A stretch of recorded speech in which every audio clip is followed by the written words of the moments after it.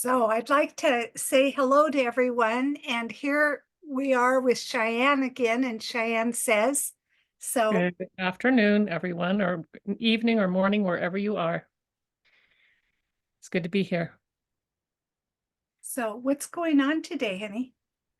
I just wanted to bring up mental health today.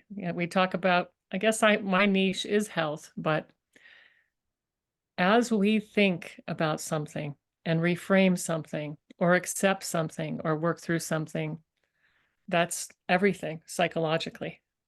The books we've read about people who have survived concentration camps, they had an internal dialogue with different thoughts that allowed them to survive than other people. And all of us have gone through a huge, and most of it not processed, a huge deal with COVID. People have lost people, they've lost their way of life, they've lost their health, they're missing going to a funeral, they've lost their job, they no longer have money. They've racked up credit cards that they're so overwhelmed they don't think they can ever get into it. They've got into a huge amount of weight gain or alcohol or drug addiction. Now, there's some people that did great, they've lost weight and they did other things, but I would say that's a smaller percentage of people in COVID. What do you think about that? Do you think it's Yeah, I think people are really struggling. yeah? Yeah, yeah. There's- I think COVID hit us also at a economic and a world level. It just brought us into that, and people are overwhelmed and with everything and struggling. Yes. They're overwhelmed with grief, and we know the levels of grief. There's denial, anger, bargaining.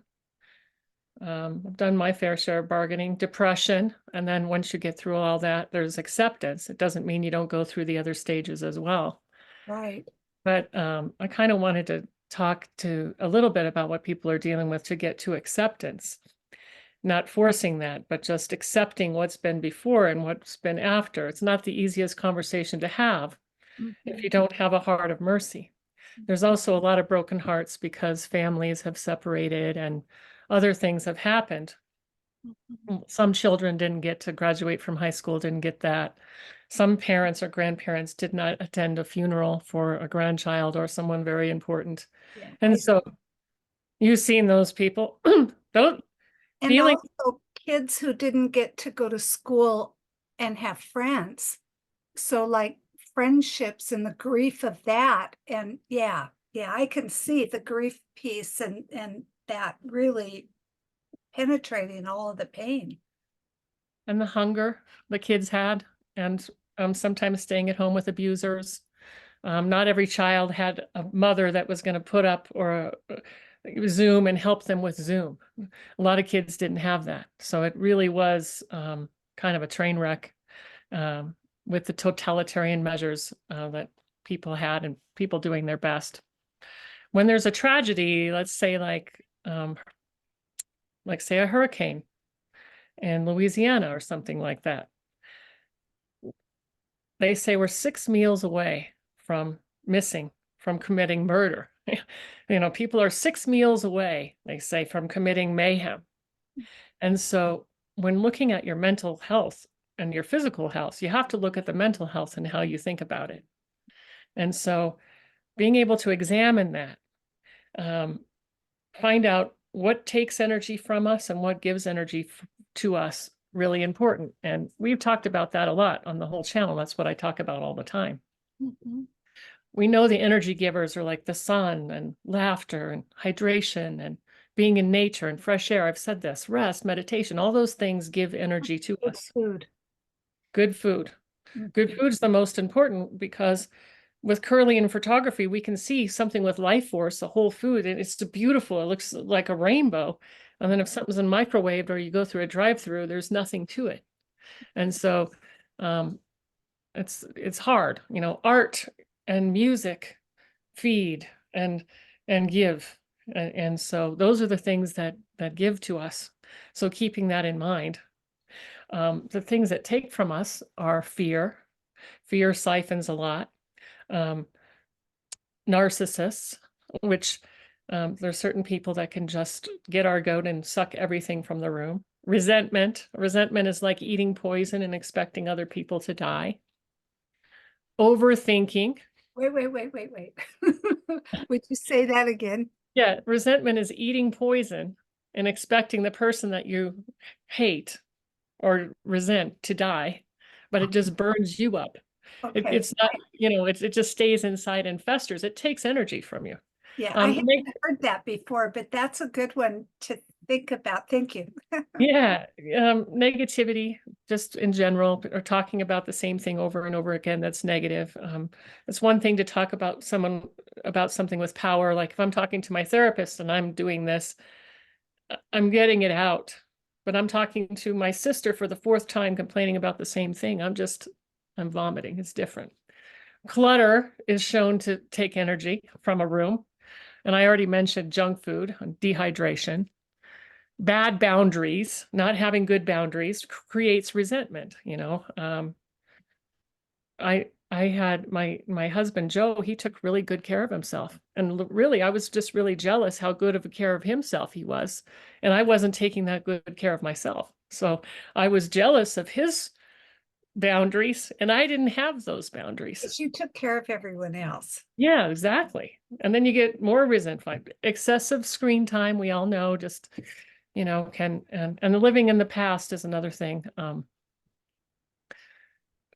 We're tied to the past if that happens, versus if we can free things up, free what happened, be at peace with what happened, what didn't happen, what we said, what we didn't say. And so this is a mea culpa for all of us. Some of us handled things not well. We've all done bad things with words. We've all commented. We've all been mean to people. We've all resented someone. We've all had revenge porn. And if you haven't, you're a saint. But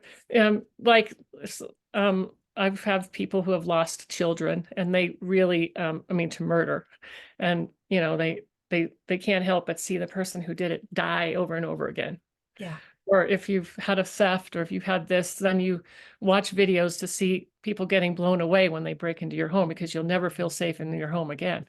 I actually put that comment on Quora. How do you forgive someone when you're having so much resentment that you imagine death? And probably a nice little psychologist came on the line and just said, you have to go through that. Allow yourself to go through all of it. Allow yourself to, not feel guilty, and just accept that you have those feelings and go through it. And so that was kind of the discussion I wanted to open up. One of the things I like to tell people, because there's a lot of people right now that are passing away from cancer, or they've had other hospitals or other things. I'm sorry, I'm going to turn that off. I forgot to turn that down. There we go. I didn't hear it, but okay, but anyway, I heard it. And I want to say that our journey is a healing journey. And even if you die of cancer, you're having a healing journey. Not every journey ends in survival. So the journey you're having is healing. And so if there's a way for us to bring acceptance into what happened or what didn't happen, that's what I would like to talk about. Today's Holy Week, this whole week. I found something on Facebook that I'd like to just read a few things about. It was written by Mackenzie Miller and probably forwarded by tons of people, but it was about the 40-day concept. It rained for 40 days and 40 nights, and day 41, the rain stopped. Moses went on the mountain for 40 days, and on day 41, he got the 10 commandments. The Israelites wandered for 40 years in the desert, and the year 41, they were delivered to the promised land. Jesus fasted and was tempted for 40 days, and on 41 days, he resurrected. The devil fled. We're going to have Easter on Sunday, and 40 days after that, we have the descent of the Holy Spirit, 41, which commemorates the ascension the resurrection of Jesus into heaven. And so I wanted to say, a lot of us are in the desert, and to keep going. And if you see the 41 people are getting the 41 tattooed on their self, that's what that means, is please wait until 41. A lot of people, I've been upgrading my conversation and my judgment around some things. And one of the things is suicide that I've judged as selfish and inconsiderate and not understanding the person's life. And I still am against it. I still want people to live. One of the things in the Ascended Master tradition they say is it's sort of like nothing. If you have the energy this way now, it's the energy this way later. So if you don't break through a substance in some way, like going through it, like thinking pain has no purpose, then eventually you'll be dealing with that substance. I believe in reincarnation, so I believe we can create our own reality, and so if oftentimes if people could just hang on a little bit, I would think it would be better to let the natural process happen rather than try to cut it off. But I'm not in the same shoes as other people. Now they're handing out the suicide pills in California and Oregon, and the number one cause of death in Canada right now is MAID, medical aid in dying, it's called. And you don't have to be, even mentally ill people, everybody that might not even be in their right mind, they're passing that out. And for me, it's a sadness to lose these people on the planet. I think there's a special opportunity for being here. And we can talk about this. I'd love your opinion. Well, Cheyenne, people are doing drugs and they're smoking cigarettes and they're drinking, and that's a slow form of suicide. Yes, you're right. So that you can correct me on this. Well, you've known me forever, so I want to be really careful here. So you know that when I was 14, long story short, ended up in the hospital with a head injury, and I was in a coma for 2 weeks. And I passed through, and I was told, it's not time, you have to go back. And when I was I'll do a little piece of this. When I was 14, I was on my way downtown to the Jesus Freak, the I Am Coffee House, to witness for Jesus.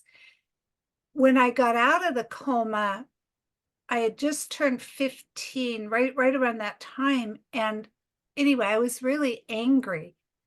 I had felt rejected by God. And, and I've got these 15-year-old hormones and all that. And I was pretty independent anyway. I had hitchhiked, from North Spokane to downtown to the I Am Coffee House often. At that age. You hitchhiked and something happened. Yeah, well, this time I was at the bus stop. It was New Year's Day. I was at the bus stop near my aunt's at Alberta and Rowan. And I took a ride. A man said, do you want a ride? It was not the right ride. But anyway, the point I want to make, and especially,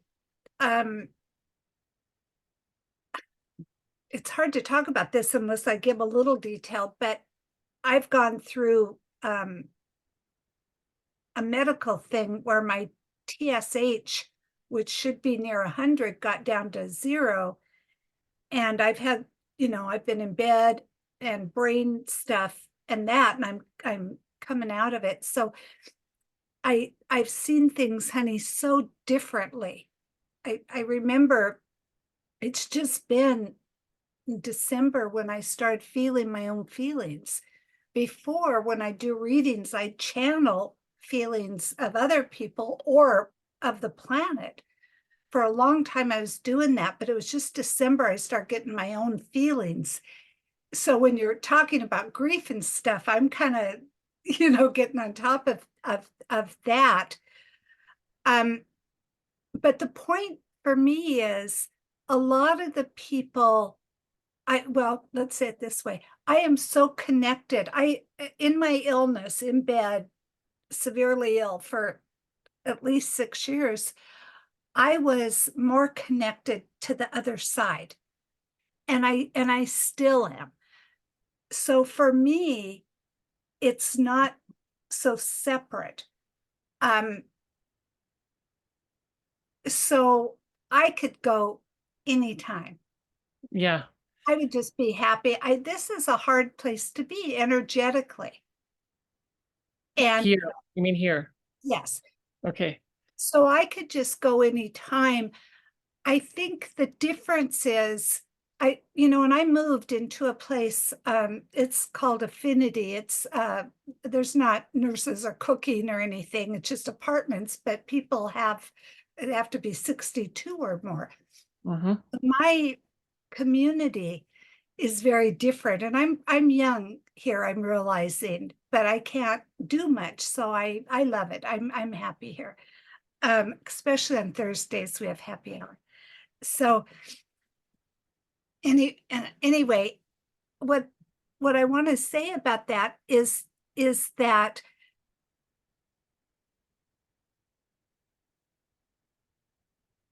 to me, other people might be real fearful. It's a medical thing, it's a God thing, it's a whatever. But for me, it would just be like blinking a few times and being in another existence. So Mm-hmm. I just want to say I'm not saying suicide is a positive thing. I think it's individual. I don't have judgment um, about it, but I do want people to know the other side is not it's not it.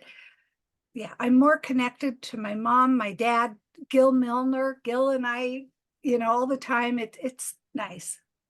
Yeah. Many people are more connected when a person leaves because they didn't live near them and suddenly they got this daily, connection. So I just want to say that I I remember and feel all the people. I'm almost empathic feeling what people are going through, and I'm saying hang in there. Being here is a privilege. It's an opportunity. Your life matters. I want to tell you that your life matters. Being here matters. And yeah, particular vibrations are really important.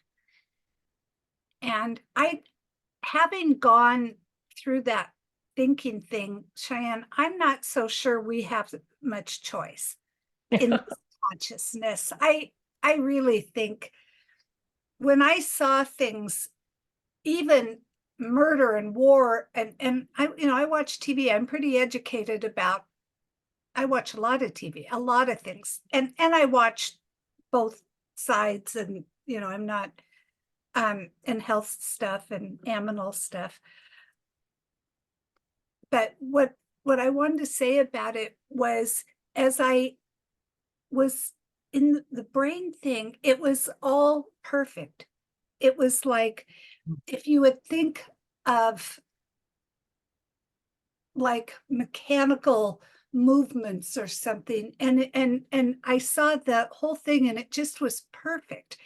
And so you and I, have taken classes and worked on learning neutrality, Mm-hmm. you know, Neutrality. that's exactly what I had for months was, oh, there's a bird, was neutrality. And that was so incredible to understand this. So when I went into the emotions, then it got hard. And and so, but because of my medical thing, I still have major trauma and I haven't touched it. And I want to say, for me, like, I have to make a doctor appointment, but I have so much trauma around it. Yeah. I haven't for years. And um because what happens is I get triggered and I go into being suicidal immediately. I mean, Mm, it's like in seconds. mhm. I'm just, not doing it. When I heal enough, I will. But it's a part, another thing I want to say, you talked about mental health from uh, Elizabeth Kubler-Ross's 5 stages of grief. Mhm. And I really like that. The other thing I would like to do is take the whole TSM 5 something Uh-huh. and throw it away and redo it, because people are judged through mental health Yeah. uh, diagnosis. Mhm. And I could probably give myself 4 mental health diagnoses. For people who don't know me, I've been a mental health counselor more than I've been not been for years. uh, Mhm. and but it's all trauma based. And so if you look at things in terms of trauma and just put people in trauma and then do some healing rather than putting them in categories, and I just have a hard time with that. I have a hard time with the categories too, but that was really beautiful what you said about the neutrality. And one of the biggest breakthroughs someone can have in their mental health is to destigmatize it and put it in the same category as if they broke their arm. And I know someone that went into a mental hospital, and on the last day they were getting out, and there was a man that had come in. He was old. He was like 76. He had never addressed his mental health his whole life, and he was weeping and weeping and didn't want to be there and was ashamed. And this person said to them, "This is these people, you're here. These people are here to help you. Um, have you ever broken a bone? Yes. Had surgery? This, yes. This is just the same thing. It's just in a different place." Mhm. And he held on to this person and said, "Oh, I wish you weren't leaving today because, this person said, give it a try. Just try it." And that sounds like a layer of neutrality where you're not judging it. That this is what's happening. And Well, so I want to bring out that this whole world, it's happened in this whole world. I was very angry at God for COVID. I thought that was the F up way to just separate the fears from the unfears or whatever it was. I was mad. But now I see that we've all kind of, if we're a collective magnetizer, we've all brought this together. We just need to come to acceptance in some places. And I'm not saying I've done that. This is just a conversation to bring up some areas that we might have, you know, right. still there. Yeah. Yeah. So thank you. That was the point. That was a good point that you brought in. Yeah. I do think it helps to have less to do. So when you're overwhelmed with emotions, having more and more responsibility doesn't help, or having people around that suck your energy or foster fear does not help. Right. And And I'm going to give a suggestion that I need to follow. I've been avoiding listening to music on YouTube. Music is it's what heals me. And I've been avoiding listening to music on YouTube because I'm just to the point of where I'm going to go into that great big cry. Yeah, And so as soon as I listen to a certain song or something, it's going to go boom. And anyway, so I would just encourage people to do what they don't want to do and start letting the tears flow and just let the toxins go, because that's for me one of the best ways to heal judgment, yeah, vengeance, fear. yeah. You just let it out.